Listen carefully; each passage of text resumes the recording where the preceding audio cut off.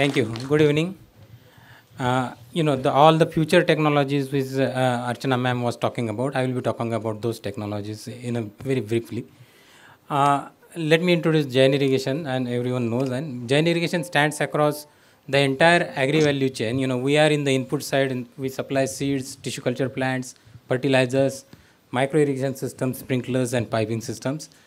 On operational sides, we are in we provide advisory systems to the farmers, decision support systems to the farmers, and on the output side, we buy back the farmers' produce and we process it and we add the value to the farmers' produce and we sell it in the market.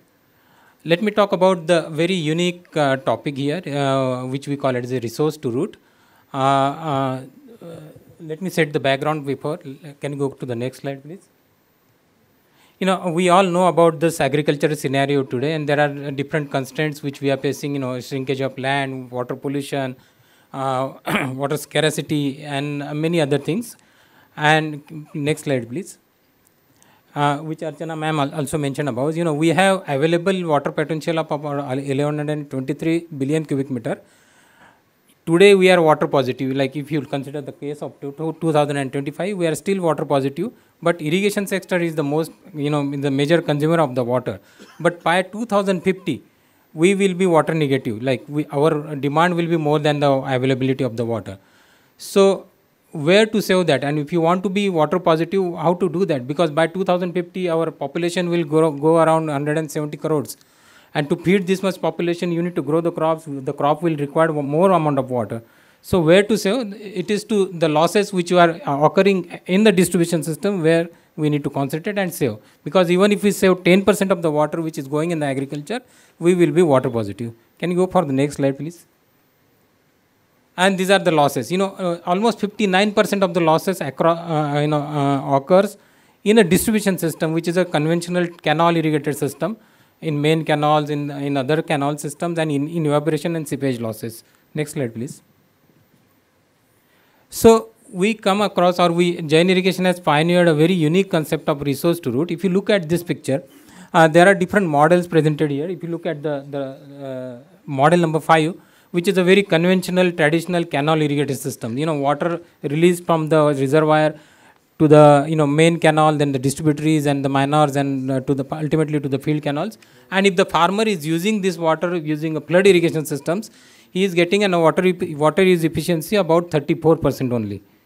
So out of 100 liters of water, only 34 liters of water is actually utilized by the plants.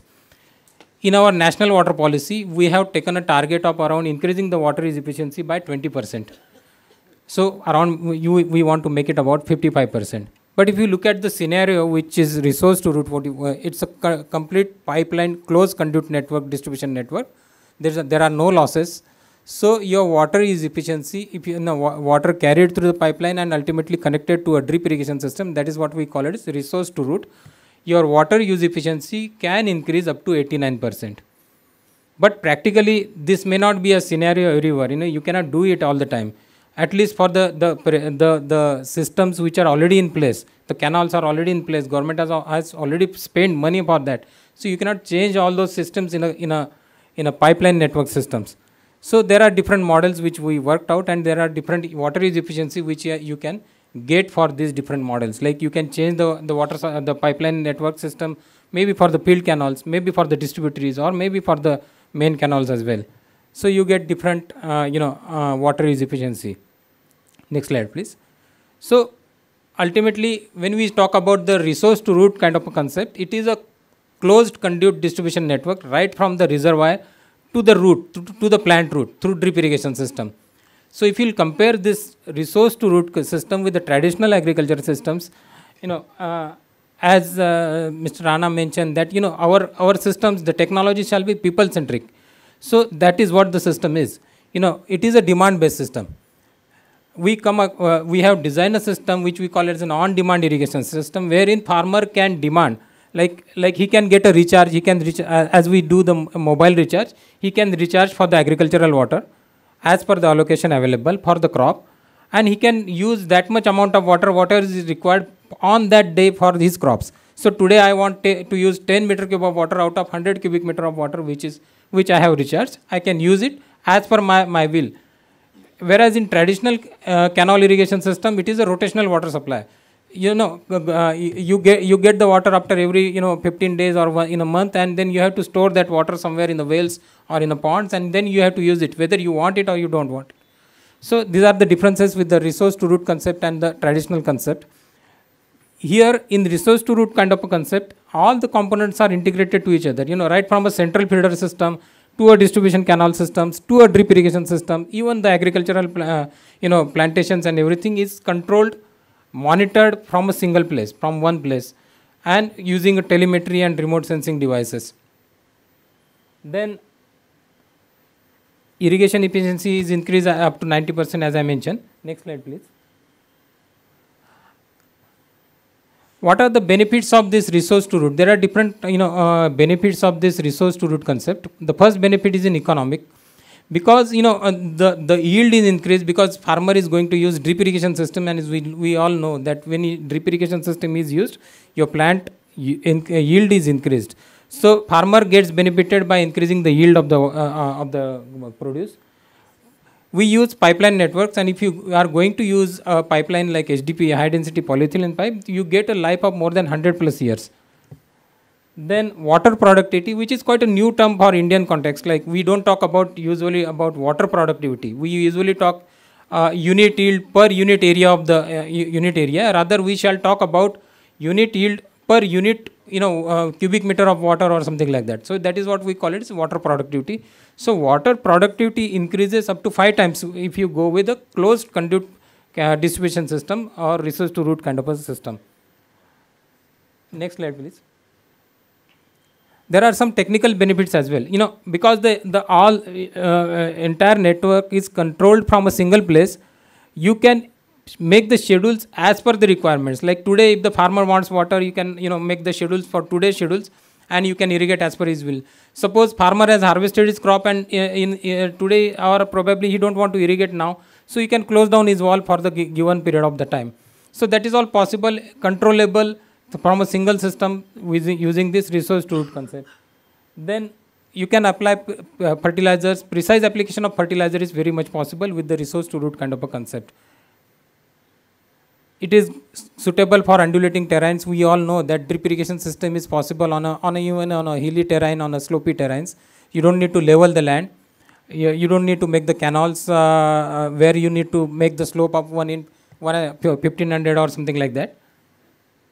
Equitable distribution of water is a very much important advantage you get with this resource to root of a concept. Every farmer will get his share of water, irrespective of at what location he is. If within the command area, everyone will get his share of water. Next slide, please. And of course, there are some social benefits because the entire pipeline is under the ground. So there is no question of land acquisition and all. Next slide, please.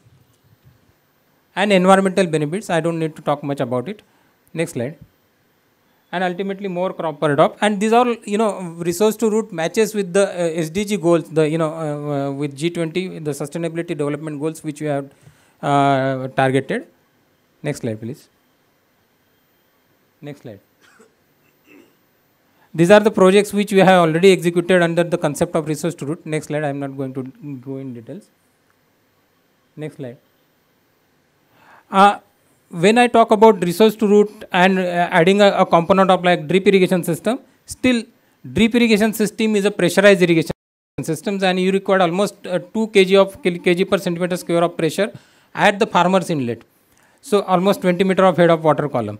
So we have come up with a technology and innovation wherein you don't require this much pressure even. And pressure, you can operate your drip irrigation system only at 1 meter head of the water column. So that's a very low pressure. You save a lot of energy. These are the example actually. The right hand side picture is at Punjab Agriculture University, wherein the system is in already operation and the crop is rice. In earlier session, Dr. Garg was mentioning that rice is a major contributor of methane generation. We got the solution for that. You can drip irrigate rice and you can get a better yield even with the drip irrigated rice. On the other side, this is a farmer's field. The name of the farmer is Mr. Sukhvinder Singh at the Punjab. So probably we are adding the additional component of operating the system at a very low pressure of 1 meter, wherein we can save a lot of energy.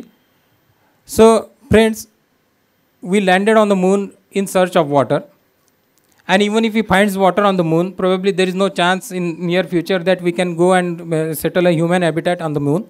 So this is one Earth which is available with us, and probably we shall come together as the, for G20 the mission statement says one Earth, one family and one future. We shall, follow that, and we shall, put our hands together to save water and conserve water wherever is possible.